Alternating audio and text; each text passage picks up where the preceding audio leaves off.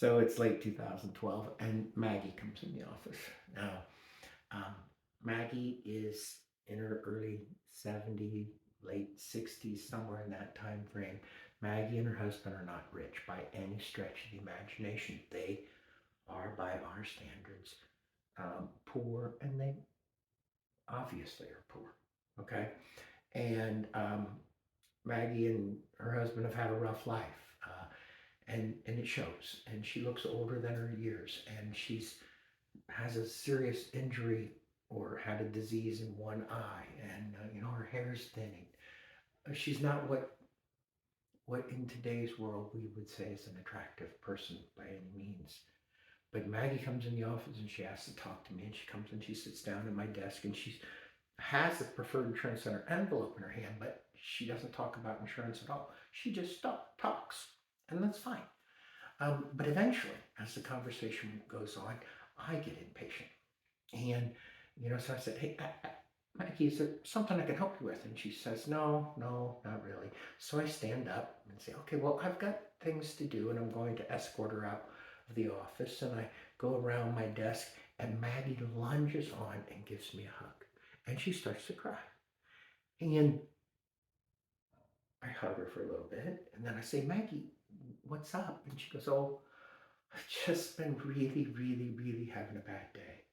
And I drove past and I saw your flamingos out front, and I said, if I go in there, I'll feel better. And that really made me think we were on the right track, because she wasn't coming in just for insurance.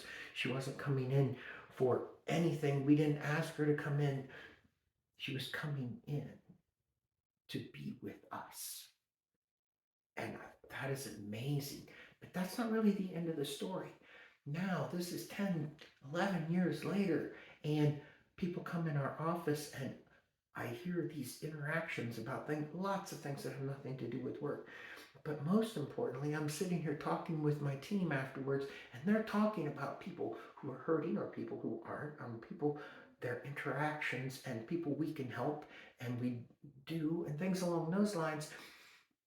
And they're people I don't know. You see, it's not about me, and it is about the culture at Preferred.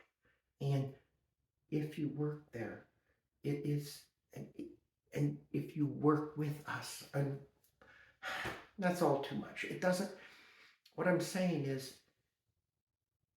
it is who Preferred is. We take care of people's insurance extremely well, whether they're big accounts or large accounts, and whether they are ideal clients or maybe not. And we really try to help. And that is who we are. And not just their insurance. We want to improve people's lives. And it's clearly embedded in our culture.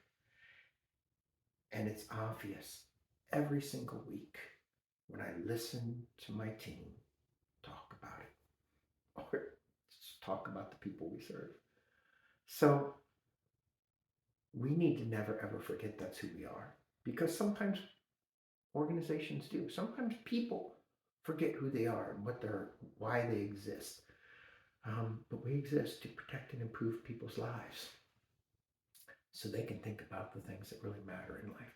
That's our purpose, and I love it when we live it, and we live it a lot. Thank you.